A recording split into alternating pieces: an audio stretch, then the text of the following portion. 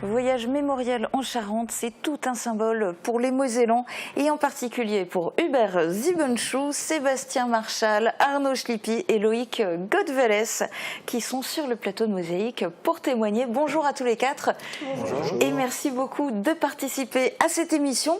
Alors avant de dévoiler vos réactions, je vous propose de regarder un premier reportage pour plonger dans le vif du sujet. À 33 km d'Angoulême, Chasseneuil-sur-Bonnieure. C'est ici qu'au mois de septembre 1939, des trains entiers d'habitants de Sarreguemines sont arrivés. La Seconde Guerre mondiale venait juste de commencer et ils ont été contraints de quitter leur maison et la Lorraine avec 30 kg de bagages chacun pour ne pas figurer parmi les victimes civiles du conflit. Dans son livre, José Delias indique que 2826 habitants de Sarreguemines sont ainsi arrivés à Chasseneuil, un nombre important de réfugiés qu'il a bien fallu héberger. J'avais un frère, j'avais une sœur, et puis moi, on était déjà les trois enfants. On a reçu un professeur de sténo, qui était Madame Irène Verte, de Sarreguemines. Puis les pièces n'étaient pas très grandes, mais enfin moi, je lui ai laissé ma chambre. Elle a terminé professeur ici au collège. Après la méfiance des débuts, Charentais et Mosellans apprenaient peu à peu à se connaître et à s'apprécier. Les Sarregueminois parvenaient même à trouver du travail sur place. La plupart des réfugiés a quitté la Charente pour revenir chez eux après la signature de l'armistice le 22 juin 1940 entre Hitler et Pétain. À leur retour, ils constateront avec dépit que leur région n'est plus la leur et qu'elle a été germanisée. Plusieurs décennies plus tard, au début des années 2000, à l'initiative des anciens élèves de l'école de Chasseneuil, des démarches sont entreprises pour retrouver leurs camarades de classe sarregueminois de 1939-1940 et elles aboutissent. Les premières retrouvailles s'effectuent en octobre 2000 et depuis cette date, tous les 2 ans, soit les Chasseneuillais se déplacent à Sarreguemines, soit les Sarregueminois vont à Chasseneuil. On est restés amis, on se voit encore assez souvent malgré la distance de Sarreguemines ici. Dans une ambiance toujours conviviale, Charentais et Mosellans échangent sur leur vie quotidienne. Eh bien, incroyable, mais vrai, on ne parle plus du temps de la guerre, ça ne nous intéresse plus, finalement. C'est du passé, n'en parlons plus. Le problème que l'on a maintenant, c'est que cette population d'élèves vieillit et donc devient inapte à de grands voyages. Et notre souci, c'est de trouver des moyens de remplacement pour perpétuer ces échanges. Donc voilà, ça se fait par d'autres biais, par la municipalité, les 2 municipalités, celle de Sarreguemines et de Chasseneuil. Donc on a des liens maintenant entre élus. Dans le cadre de ces relations, Sarreguemines a donné le nom de Chasseneuil-sur-Bonnieure à une rue qui se trouve à proximité de la gare, comme un clin d'œil à l'histoire. Quant à Chasseneuil, elle a donné à un square les noms des 2 maires qui dirigeaient les 2 communes à l'époque de l'Exode. Les relations entre Chasseneuil-sur-Bonnieure et Sarreguemines, indirectement, vous contribuez tous les 4 à les entretenir. Sébastien Marchal, est-ce que c'était important pour l'institution Sainte-Chrétienne de participer à ce voyage mémoriel ? Tout à fait, puisque depuis de nombreuses années maintenant, l'école Sainte-Chrétienne s'inscrit dans le cadre de ce devoir de mémoire. Et quand M. Schlippi et M. Siebenschou sont venus me voir pour lancer ce projet, j'avais aucun doute pour accéder à ce projet et faire vivre à nos élèves surtout. Arnaud Schlippi, vous êtes un habitué aussi de ce type d'action. Vous étiez coordinateur en quelque sorte de ce projet en tant que professeur d'histoire géo à l'institution Sainte-Chrétienne. Mais il se trouve que vous êtes aussi un membre actif de l'association du Souvenir français. Pour vous, emmener vos élèves en Charente, est-ce que c'était quelque part leur montrer l'histoire ? Comme à chaque fois, depuis une bonne vingtaine d'années, on va sur le terrain, on leur montre des choses. L'histoire, ça ne se passe pas à travers le bouquin, ça se passe au-delà. Et tout le temps qu'on pourra, avec la FNDRP, travailler comme ça, on continuera à le faire. Voilà. Parce que Loïc en a un témoin. Mais justement, Loïc, on va lui demander de témoigner. Alors toi, donc, tu es à la fois élève à l'institution Sainte-Chrétienne et puis membre du CMJ de Sarreguemines, le conseil municipal des jeunes. À tes yeux, pourquoi c'était important de participer à ce voyage ? C'était important avant tout pour se mémorer ce qui s'est passé durant la guerre mondiale, parce que c'est des choses qu'il ne faut pas oublier, qui ont été vraiment horribles, je trouve. Donc on se souvient mieux de ce qu'on a vu que de ce qu'on a lu dans un manuel d'histoire, c'est ça. Hubert Siebenschou, vous êtes le secrétaire départemental de la FNDIRP Moselle, donc la Fédération nationale des déportés et internés résistants et patriotes. Vous êtes même trésorier au niveau national, c'est ça. Pour vous, emmener comme ça les collégiens sur les traces de l'histoire, je suppose que ça a encore plus une importance toute particulière. Tout à fait. Il faut dire que la FNDIRP, depuis 1945, elle s'inscrit surtout dans le devoir de mémoire et de vigilance. Depuis ce temps, la FNDIRP a fait beaucoup d'actions dans ce sens. Actuellement, ça fait depuis une dizaine d'années que je milite dans ce domaine de la mémoire. J'avais d'ailleurs, à une certaine époque, fait venir des déportés à l'Institut Sainte-Chrétienne pour faire des témoignages. Et puis, on a également fait un témoignage spécifique d'un déporté mosellan. Malheureusement, ce déporté était décédé, mais il a laissé son témoignage. Et puis, d'un autre côté, nous avons, avec le Souvenir français, fait pas mal déjà de voyages mémoriels. Le dernier, en l'occurrence, c'était sur les traces de Jean Moulin. D'accord. Et puis donc, ce voyage, c'est peut-être aussi l'occasion d'afficher les logos au niveau organisation, soutien, etc. Ça s'est passé comment ? Qui est à l'origine de tout ça ? Qui a soutenu tout ça ? Nous avons serré beaucoup de mains. Non, mais parce qu'on voit par exemple le logo de la ville de Sarreguemines, le logo de la région Grand Est, le logo de la communauté d'agglomération Sarreguemines-Confluence, du conseil départemental de la Moselle, de l'UCS, donc l'Union des commerçants de Sarreguemines. On voit le Souvenir français, après...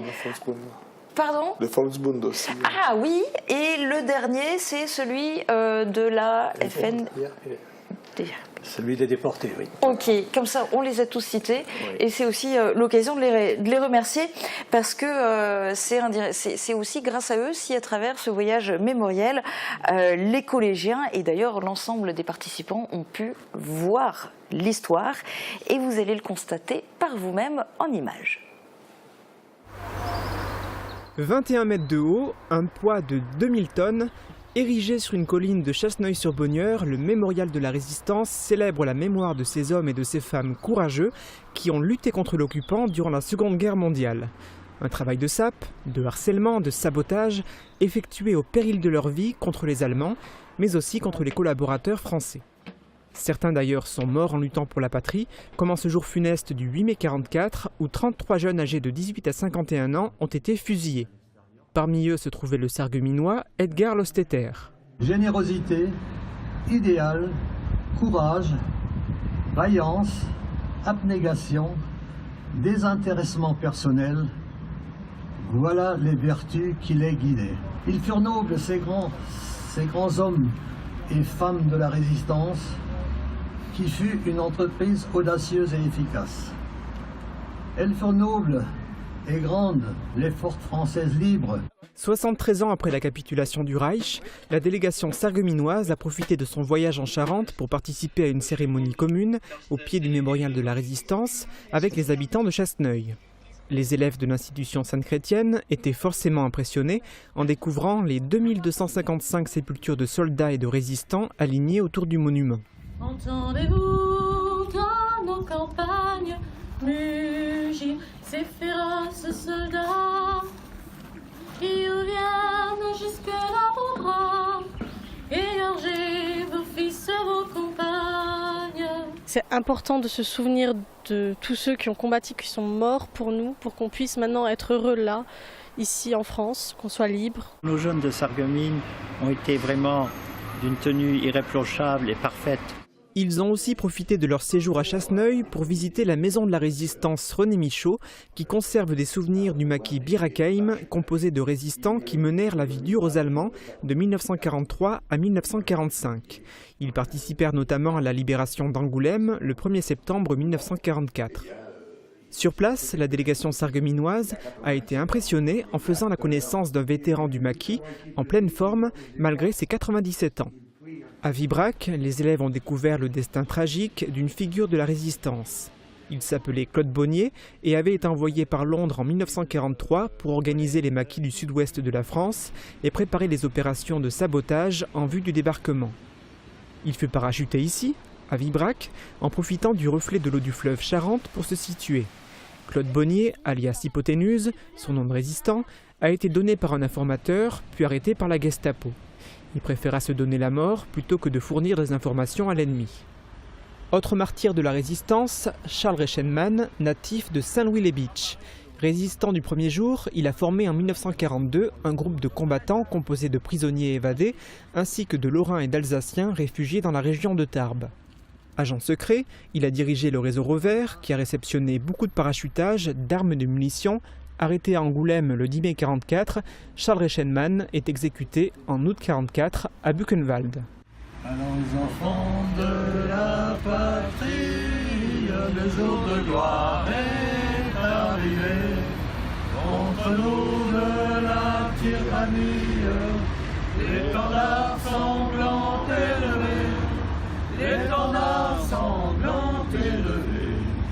Entendez-vous dans nos campagnes, mugir ces féroces soldats, ils viennent jusque dans nos bras, égorger nos fils et nos compagnes.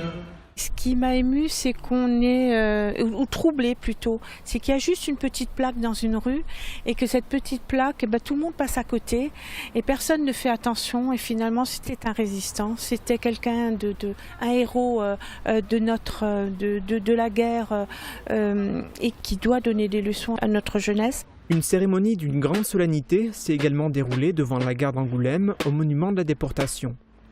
Il a été construit avec du granit extrait par les déportés du camp de concentration du Struthof, situé en Alsace. À côté de ce monument se trouve une stèle à la mémoire des 927 républicains espagnols réfugiés en Charente et déportés vers le camp de concentration nazi de Mauthausen. La plupart seront exterminés. Il y a une particularité aussi au sein des participants à ce voyage dont on n'a pas parlé dans les reportages, c'est que parmi les participants, vous aviez des Allemands avec vous. Oui, donc il y avait un représentant, effectivement, un ressortissant allemand, donc M. Siebenschou, je vous laisse parce que ça change beaucoup, ça apporte une dimension supplémentaire en fait. Tout à fait. Ce qui s'est passé, c'est que le Volksbund, c'est l'équivalent du souvenir français allemand. Donc il était tout à fait logique qu'ils participent. Ils ont donc pu participer à toutes les manifestations avec l'accord de l'ensemble des maires des communes. Donc, moi, ce qui m'a plus marqué là-dessus, M. Carsten Boos, pour ne pas le nommer, justement, qui nous a accompagnés pendant tout le déplacement, systématiquement, avec l'autorisation des communes, parce que sur place, c'est encore assez vif, il n'a pas de souvenir, ils ne sont pas arrivés au même niveau que nous sommes ici, où il y a une mémoire franco-allemande qui se met en place, dans la mémoire franco-allemande qui se met en place. Là, c'est un peu plus nouveau. Là, on est en France de l'intérieur, on va dire. Et donc, M. Boos, on a systématiquement déposé une gerbe aux couleurs franco-allemandes, nos deux associations. C'était le deal sur place. Ça s'est très, très bien passé, y compris au Radour. Et moi, là où comme j'ai dit à Hubert, on a fait un grand pas, c'est lorsque vous voyez tout à l'heure sur la vidéo à la plaque Reichenmann, la plaque quand même d'un déporté. Mort en concentration, M. Boos chante la Marseillaise avec nous. Alors, ce n'est pas son hymne national d'origine. Donc là, je dis vraiment. Et puis, par ailleurs, il faut souligner qu'on est aussi une école internationale, avec la section internationale. Et là, je passe la parole à M. Marchal. Parmi les élèves, il y avait des jeunes Allemands ou franco-allemands, je suppose. Oui, donc symboliquement, c'était quelque chose de très fort, forcément, par rapport à tout ce qu'on a vécu. Mais on n'a pas ressenti d'animosité à l'égard de ces élèves à aucun moment. Au contraire, c'était des élèves parmi les autres. Et du coup, tout s'est très bien passé et on vécu ça au même titre que les élèves français qu'on a dans notre établissement. Et puis bien préciser que c'est aussi tous des gamins, voilà, c'est sorti, tous des jeunes de la 6e à la première, tous des volontaires. C'est-à-dire que ça n'a pas été, voilà, t'es désigné parce que ton père vient, etc. Non, c'est tout, c'était la démarche. C'est-à-dire que dans un premier temps, ils ont dit qu'ils venaient et après, c'était eux qui ont été voir leurs parents en disant voilà, ça serait bien si vous pouvez nous encadrer avec les copains et les copines, etc. Oui, parce qu'évidemment, pour emmener autant d'élèves, il vous fallait des encadrants, il vous fallait de l'aide, et donc vous avez réquisitionné des parents, c'est ça? Oui, tout à fait. Donc c'est vrai que pour nous, c'était important de convier les parents à ce projet, puisqu'on sait très bien que, je dis toujours qu'on a un objectif commun, c'est la réussite des enfants, et pour que les enfants réussissent, on a toujours besoin des parents et de l'école. Et donc pour ce projet, on avait aussi besoin d'eux pour nous accompagner. Et puis, quelque part, le retour qu'on a de ces parents, c'est... ils ont vécu ça au même titre que les enfants, c'est-à-dire émotionnellement c'était quelque chose de très fort et pour nombre d'entre eux n'avaient jamais été sur ces lieux de mémoire, donc ils ont aussi participé à ce devoir de mémoire aussi quelque part. Loïc, c'était de la découverte totale?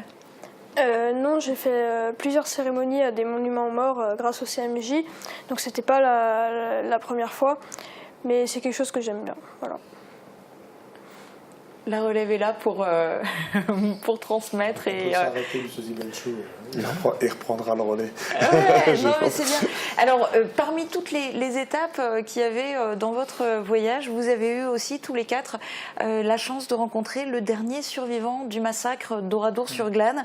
C'est une étape, bien sûr, très particulière dans votre voyage, peut-être la plus forte psychologiquement. Vous nous le direz tout à l'heure. On va regarder d'abord le reportage. Visite du village d'Oradour-sur-Glane, le temps fort de ce voyage mémoriel. Fait exceptionnel, le maire de la commune joue les guides. D'ordinaire, le village se visite dans le silence. Après la guerre, le général de Gaulle décide de tout laisser en état. Seules quelques plaques ont été apposées. L'émotion est perceptible. Je sens de la tristesse aussi parce que j'ai de la famille qui est décédée là-bas. Du coup, pour moi, c'est un honneur et tout de venir ici. Des Mosellans, expulsés de Charlie, et des Alsaciens vont trouver la mort ce 10 juin 1944, en plus des Radunaux. Au total, 642 victimes. Le jour n'a pas été choisi par hasard. Ce 10 juin est jour d'école, de vaccination et de distribution de tabac. Le village ne laisse pas beaucoup d'ouverture. Des collaborateurs ont renseigné la division SS. Objectif, faire un maximum de victimes. 6 personnes en réchappent, comme le raconte Robert Ebras, dernier survivant du massacre. Il y a une détonation dans le village et c'est le signal de la fusillade. C'est difficile à vous expliquer ce qui se passe, on tombe les uns sur les autres. Pourquoi je suis là, je ne sais pas. Pourquoi mon meilleur ami est mort à mes côtés, je ne sais pas. Le centre de la mémoire d'Oradour ouvre en 1999. 50 000 jeunes l'ont déjà visité, mais tous n'ont pas rencontré Robert Ebras. Son témoignage rend la cruauté des nazis encore plus insupportable. J'ai réalisé un détail inconnu jusqu'à ce moment pour moi. C'était le fait que les soldats allemands ont essayé d'éliminer l'existence humaine des corps pour éviter une identification. Après les avoir massacrés, ils les ont brûlés. Seulement 52 dépouilles ont pu être identifiées. L'association de Karsten finance des sépultures allemandes. Sa participation au voyage est hautement symbolique. L'amitié franco-allemande est un des combats de Robert Ebras. J'ai été invité par l'ex-chancelier Willy Brandt à une conférence de la paix à Nuremberg. Délivrer un message de paix à la jeunesse, objectif atteint pour l'octogénaire. Les 48 élèves de l'institution Sainte-Chrétienne n'en perdent pas une miette. Ils se comportent de manière exemplaire. Vous me permettrez, messieurs, dames, dès lors de m'adresser à nos élèves, à mes élèves.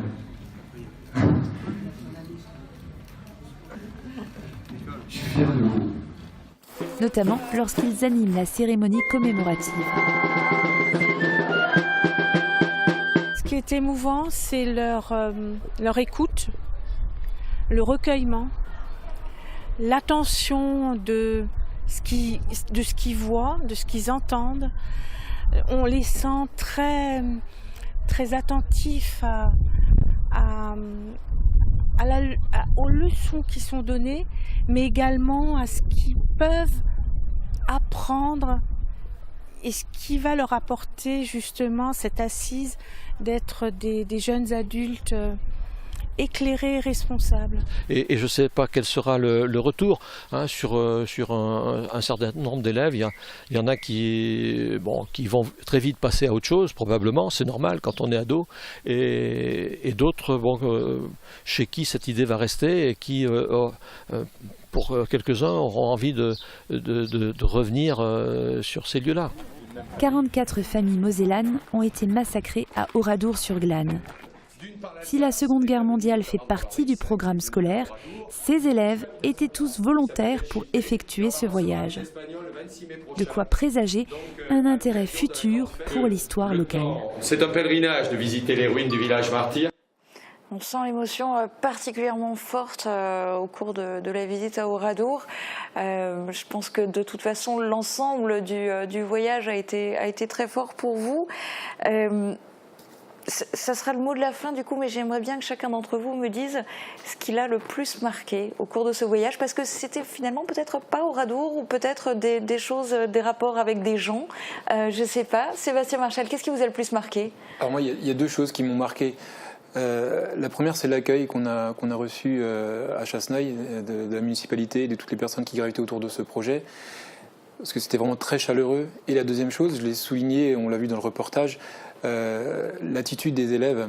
Et je leur ai dit, oui, avec beaucoup d'émotion, que j'étais fier d'eux, et c'est vrai, parce que j'ai encore eu un courrier du maire de Chasseneuil qui m'a beaucoup touché au retour de ce voyage, donc directement à l'école, en me disant combien il avait été impressionné par le respect et l'attitude de nos élèves. Donc voilà, donc c'est vraiment deux choses qui m'ont marqué, en plus bien sûr des lieux de mémoire. Mais en tant que chef d'établissement, c'est l'attitude de nos élèves qui m'a vraiment marqué.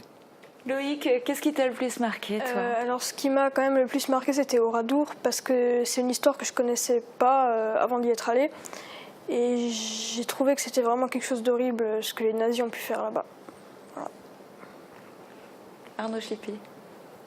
Moi, ce qui m'a marqué, c'est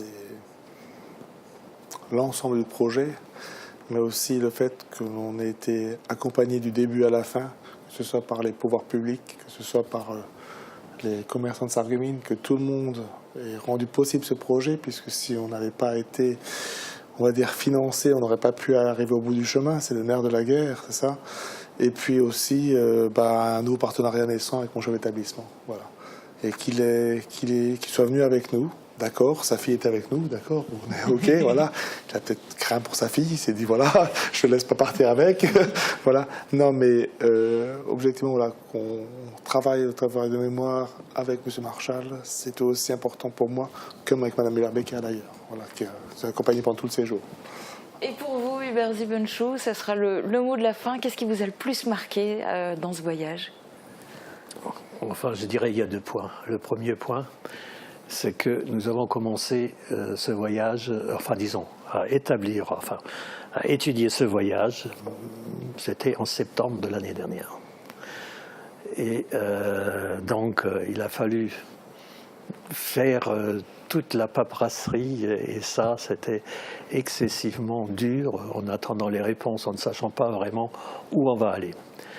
Je dirais, dans ce domaine, je dirais une chose, le fait d'être accompagné par Madame la vice-présidente du conseil régional Grand Est, ça nous a ouvert quelques portes. Ça nous a ouvert la porte, je dirais, à la mairie d'Oradour, ça nous a ouvert la porte à la mairie d'Angoulême.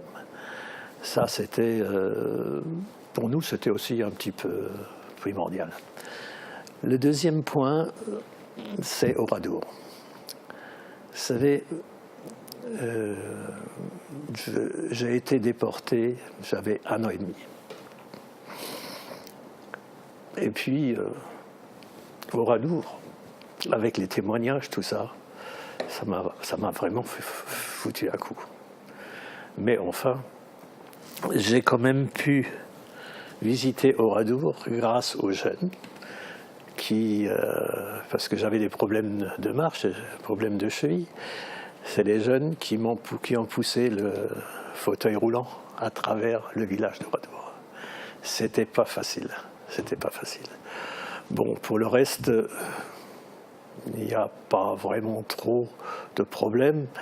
Disons, Reichenmann, c'était un des objectifs pour...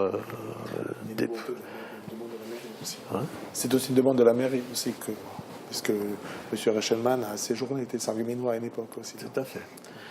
Et donc, c'était un des objectifs. Et puis, Reichenmann, c'était un des objectifs sur Angoulême. L'objectif sur Chasseneuil, c'était effectivement la résistance, le 8 mai. Et puis, Oradour, bon, ça, c'est autre chose. Je préfère... C'est dur à raconter, on sent l'émotion. Je préfère ne pas en parler. Mais merci beaucoup à tous les quatre d'être venus témoigner en direct dans ce dossier aujourd'hui sur Mosaïque. C'est la fin de cette émission. Très bonne journée à tous. À bientôt. Merci bien.